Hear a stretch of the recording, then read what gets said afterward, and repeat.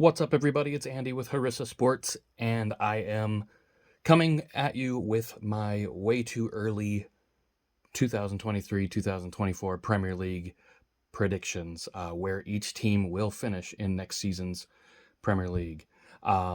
They just announced the fixtures. Obviously, we have a whole summer of transfers and things like that, and all sorts of club takeovers and things up in the air at a lot of clubs, and I just wanted to get my predictions out now. And then after the transfer window is coming to an end in August, right before the season starts, I'll redo the predictions. Whatever changes I make will be interesting to compare to the beginning of the summer. I'm just going to start straight away with the bottom going all the way to the top. Unfortunately, dead bottom, I do have the Cinderella story of Luton Town. What a great story they are, but I just don't think that they'll be able to hang with the big boys.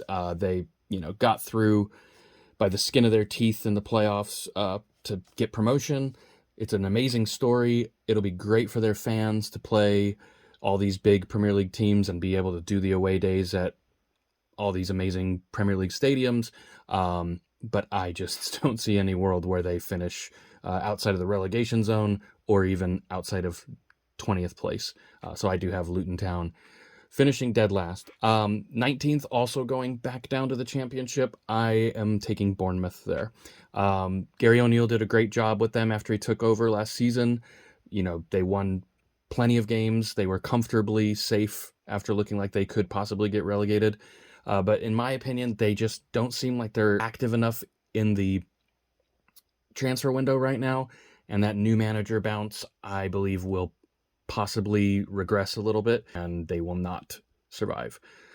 Same thing going for the team I have at number 18, Nottingham Forest. There's teams sniffing around their best players right now, Johnson and Gibbs-White. If either of those guys go, that's a huge blow. Obviously, we'll know more at the end of the summer. They just barely survived last season, really, and I just don't see them doing enough to stay up.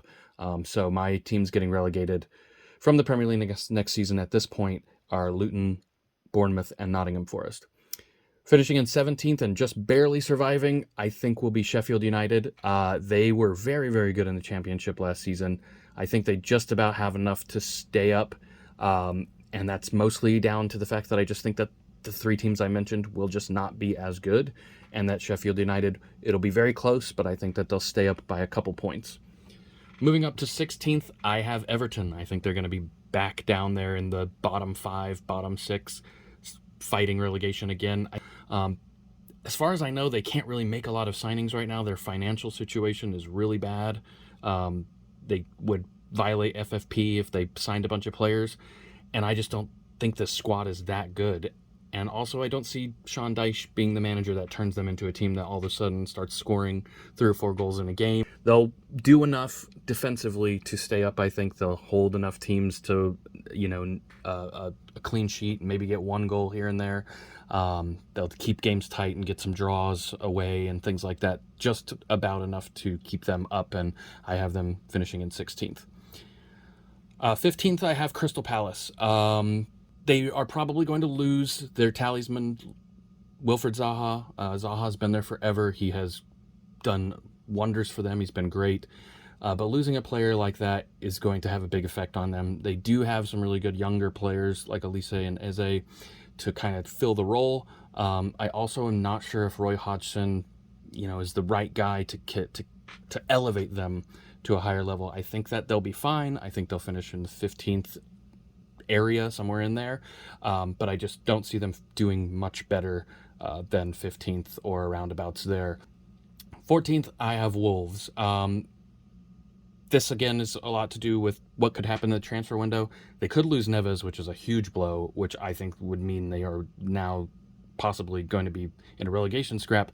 But even if they do lose Neves, they still have some really good players there. They need to sign a striker, a clinical striker who can score goals. They don't score enough goals, and if they lose Neves, he's a guy who did contribute with goals, so they'll need to replace him with a midfielder, but also they need to sign a good striker to get this team scoring more goals. 13th, I have Burnley. just up from the Championship, and Vincent Kompany has Burnley playing some amazing stuff. I think that they will win a lot of games against the lower half teams, and I think they'll give some of the big boys some trouble as well. I could see them, winning a couple of games against the top 6, 7 teams this season. They play a much different brand of football than we're used to with the old Burnley teams, the Sean Dyche Burnley team. So it's a different Burnley this season. And I think that they will have enough quality in the team and enough goals in the team to comfortably remain in the Premier League and get a 13th place finish. 12th, I have Fulham. I just don't really see much going a whole lot better or worse for Fulham. I kind of think they're just going to stay a little bit stagnant. It wouldn't shock me if they finished lower than 12th. I would be a little shocked if they finished much higher. Marco Silva is a great manager, and again, signings are to be made this summer, so things can change, but I just don't see them doing a whole lot of big business. Paulinho is a guy that a lot of big clubs are sniffing around as well, so if he goes, that's a big loss. Willian still hasn't re-signed for them, so a little bit up in the air, but I just don't see them finishing too much higher or lower than mid-table. 11th, I have West Ham. So this is an improvement on last season, even though they're in the Europa League this season, and they really struggled with the European stuff. But I think one more season of European matches sprinkled in, they'll be more used to it. I think they can learn from it. If Declan Rice leaves, they could finish lower, but what they could do if they do sell Declan Rice for near 100 million or whatever they're going to get for him, they could use that 100 million to sign 3 to 4 more players, which will strengthen their overall squad in depth at least, but they'll probably get knocked out in the Europa League a lot earlier than they went in the Conference League. I think the Europa League is a competition. They won't go all the way to the final in like they did the Conference League, so it won't have as much of an effect on them throughout the entirety of the season as it did last season. 10th place, I have Brentford. Not a whole lot really to say about Brentford other than Thomas Frank is a great manager and they have a very solid squad. They could finish higher. I just think that Ivan Toney's suspension will hurt them a lot. He was the 3rd highest scoring player in the Premier League last season, which is crazy, but that's how important to the team he was. They probably will sign another striker to bring in and try to replace him, but replacing Ivan Toney, a guy who scored more goals than anyone but Harry Kane and Haaland last season, very hard to do. I still think they'll be fine and that they'll finish a mid-table. 10th is my pick. In 9th, I have Aston Villa. Unai Emery has them playing really great, but again, this is a team that's just going back into European football. It's very difficult for teams to adjust to that, especially when it's their first time in it in many years. They don't have tons of depth. They'll be fine. They'll finish, top half is a pretty good finish for Aston Villa in any season, and that's about where I see them finishing this season. I have them 9th. In 8th, I have Brighton. I wanted to put them higher, but again, same thing with Aston Villa. The European football does change things, especially for the teams that don't have 20, 25 players that are rotatable. They don't have as deep of squads as the big 6, big 7 teams, if you want to include Newcastle in the big 6 now. De Zerbi is amazing, though. I think that he will understand that they need to prioritize where they need to and bolster the squad where they need to. Losing McAllister, losing probably Caicedo is going to hurt them a lot, but I trust Brighton's recruitment and I trust De Zerbi. I think they'll still be fine and that they'll finish 8th.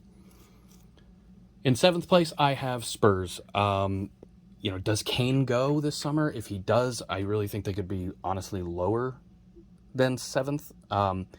But even if Kane stays, I don't see them really challenging for top 4 or anything like that. New manager, lots of players that came in for managers who have a much different style. We're looking at Conte and Mourinho players at that team that were brought in for a more pragmatic approach. That's not the type of approach that this new manager is going to bring in. So the players, they are basically in a rebuild right now. I think 7th is probably the best they can do. In 6th, I have Newcastle. For other reasons I've mentioned earlier, this is the first time Newcastle's back in Europe for a very long time. Champions League as well. They're going to have tough games midweek and tough games in the Premier League for the entirety of the fall and winter. Depending on if they get out of their group, it could go even further. But this is also in combination that I just think that there's teams that finished below them last season that will improve a lot and finish above them next season. Fifth, I have Chelsea, and here is my main reason why. They have no European football. That is going to be massive for them. They have a huge squad, so Pochettino's got a lot of work to do, but I have a feeling that having no European football and being able to pretty much solely focus on one game a week for the Premier League, he will figure out a good system for the team he has next season to get them playing much better.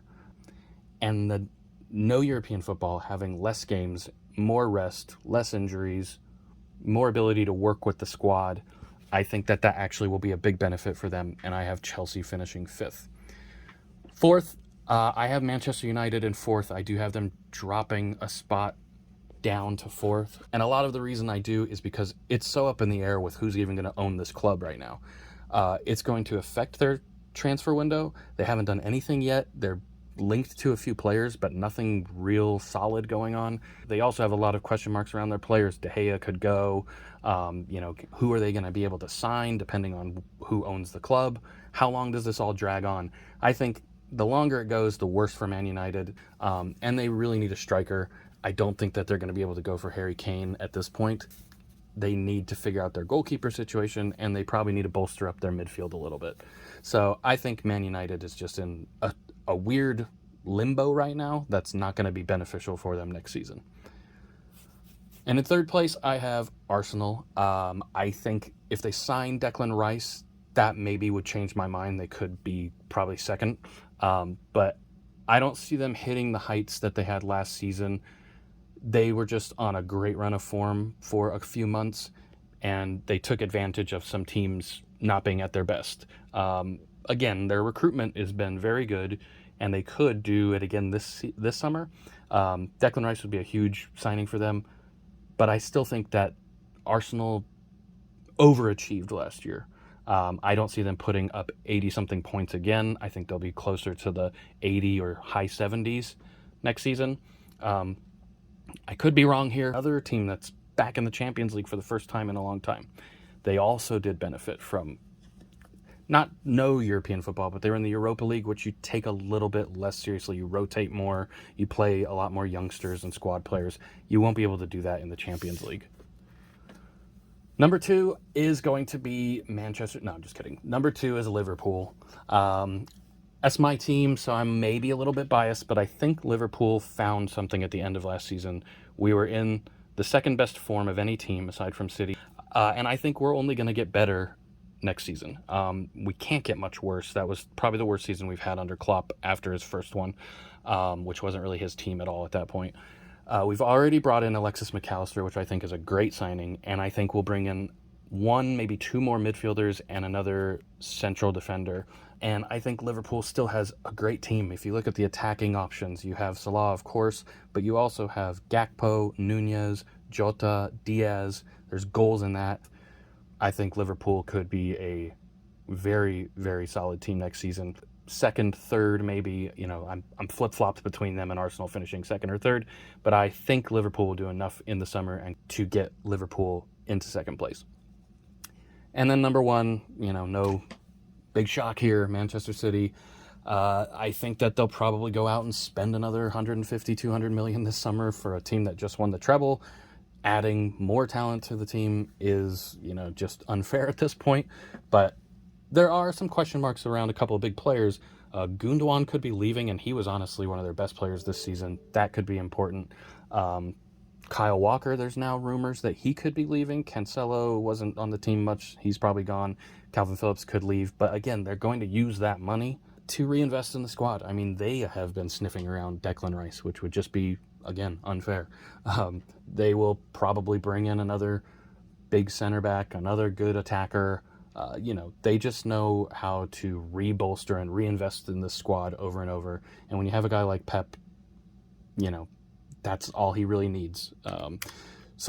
Again, I will have Manchester City winning the league. That will be the 4th in a row. I believe that would be the first team to win 4 in a row. I hope I'm wrong. I hope Liverpool or even Arsenal can do it. I don't want Man United to win it, but I don't think they will. So to recap, Luton, Bournemouth, Nottingham Forest, I think will be the 3 to go down. My top 4, Man United, Arsenal, Liverpool, and Man City. Let me know what you guys think. Are you in complete disagreement? Do you agree with some of my picks? You could flip a lot of these around quite a bit and shuffle them some. Lots of time to go through the transfer window, so I will do another video at the end of the transfer window, but right before the season starts, to re-rank my teams, but I don't really see too much different happening. If Harry Kane goes to Man United and all these other things happen, then yes, there will be some movement.